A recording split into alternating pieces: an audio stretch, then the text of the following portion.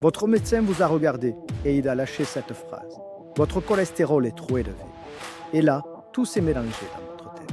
Vous avez imaginé vos artères qui se bougent, le gras qui s'accumule, l'accident qui guette en silence.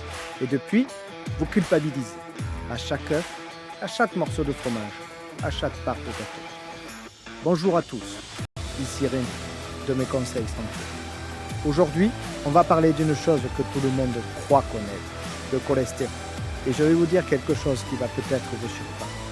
Le cholestérol n'est pas votre ennemi, c'est même tout le contraire.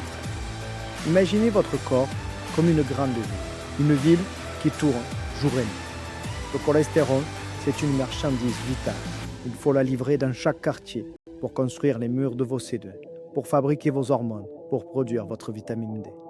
Sans lui, la ville s'arrête. Mais cette marchandise est grasse, elle ne se mélange pas au sang.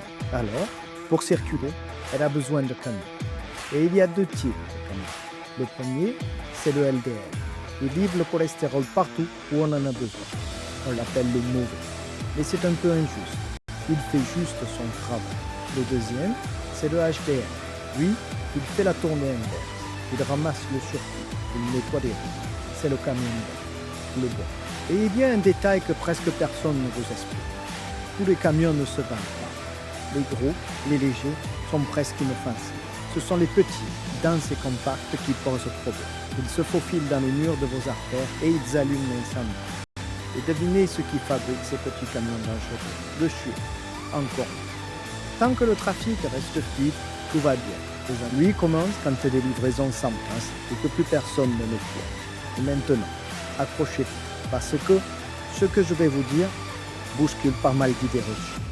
Le chiffre de votre cholestérol total, tout seul, ne veut pas dire grand-chose. Plus de la moitié des personnes victimes d'un infarctus avaient un cholestérol normal. Le vrai problème, ce n'est pas seulement le gras, c'est le sucre, c'est l'inflammation, c'est la cigarette. C'est un sang qui s'épaissit trop vite. Alors, qu'est-ce qu'on fait concrètement? D'abord, l'assiette. On coupe le tout. Les graisses cachées dans les plats industriels, les viennoiseries, les biscuits. On remet du vrai, de l'huile d'olive, des légumes, du poisson gras 1 à 2 fois par semaine, une poignée de noix. Ensuite, on bouge. 30 minutes de marche par jour, c'est déjà énorme. Votre bon cholestérol vous dira merci. Et puis, il y a la cigarette. Elle ne change pas vraiment le chiffre, mais elle abîme vos camions.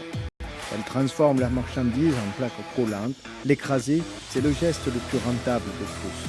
Un dernier mot sur les solutions naturelles. La levure de riz rouge, par exemple. On vous la vend comme douce, mais attention, c'est une statine déguisée. Même effet, même risque. Jamais sans avis ni décalage.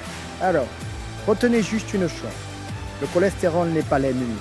Le vrai enjeu, c'est de garder votre ville propre et vous allez la main sur l'essentiel.